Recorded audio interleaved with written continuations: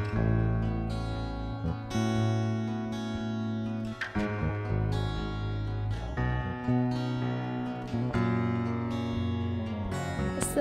আলাইকুম এভরিওয়ান, সবাই কেমন আছেন? আশা করি সবাই ভালো আছেন। আলহামদুলিল্লাহ, আপনাদের দোয়া ও ভালোবাসা আমিও ভালো আছি। আজকে আমরা রেসিপি দেখাবো, যেটা থাম্বনেইলে দেখা যাচ্ছে। আমলাগুলো কেটে আমি ধুয়ে রোদে দিলাম। আজকে দেখো আকাশটা খুব সুন্দর, খুব সুন্দর। আমার আজকে 8-9টা ফুল একটা ধরছে, এতদিন ধরেনি। কিন্তু আমার শাশুড়ি সব আমলা কেটে দিচ্ছে আমাকে। আমলা কেটে দেওয়ার পর এগুলো ভালো করে ধুইছিলাম।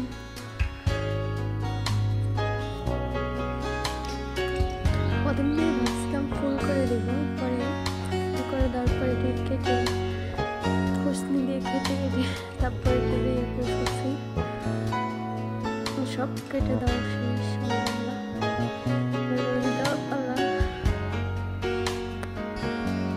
দেখো আবার রোদে দিব, রোদে দেওয়া শেষ। এরকম 2 দিন রোদ দিলেই হবে, 2-3 দিন।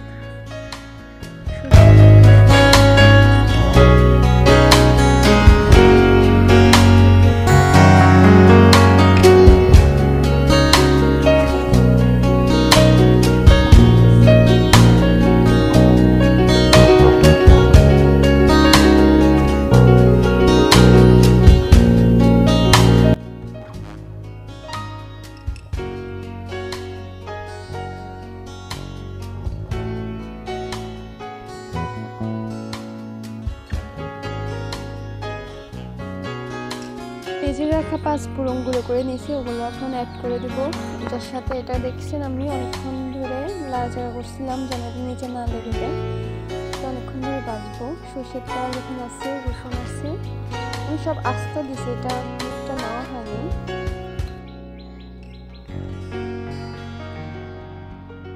এরপর এটা অনেকক্ষণ ধরে আমি দিব। এখানে স্বাদ মতন লবণ দিবেন, আপনাদের যেটুকু মন যাবে এটুকু চিনি দেবেন। আমি চিনি দিয়ে লাড়াচাড়াটা করছিলাম। চিনি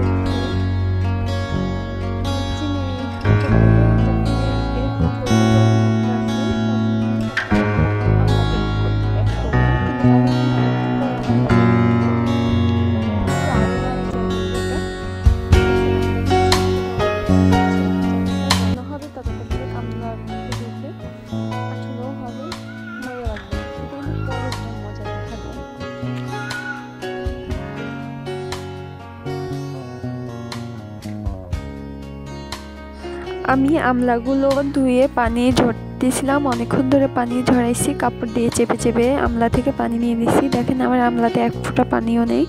পানি থাকলে কি হয়, আমলাগুলো নষ্ট হয়ে যায় আর কি, আমলা আচারগুলো। আর যেহেতু এটা আমি ডিপ ফ্রিজে রেখে সংগ্রহ করব, আমার এত অসুবিধা হবে না। আপনারা যদি এভাবে রোদে রেখে খেতে চান তাহলে রোদে দিবেন। আর এটাকে আমি 2-3 দিন জাল দেবো, অনেকদিন জাল দেবো, তারপর আমি ডিপ ফ্রিজে রাখবো। দেখিয়েছি 10 মিনিট পর আবার আসতেছি।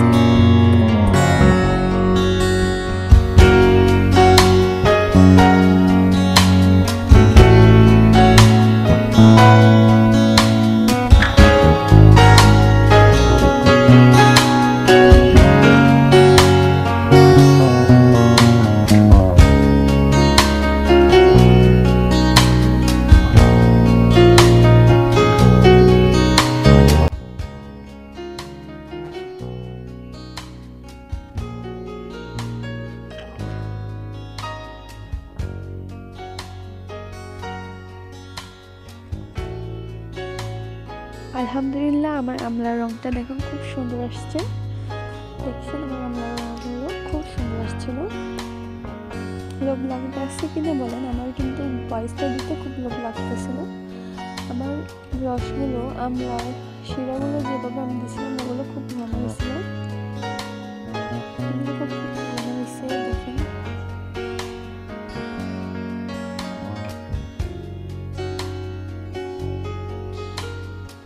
এগুলো আমি ডিপ ফ্রিজে বক্সে করে সংগ্রহ করবো, তাই আমি একটা ডিপে রেখে দিচ্ছি। সবগুলো রেখে দেওয়ার পর বক্সে ঢাকনা দিয়ে দিচ্ছি, এইভাবে রাখবো।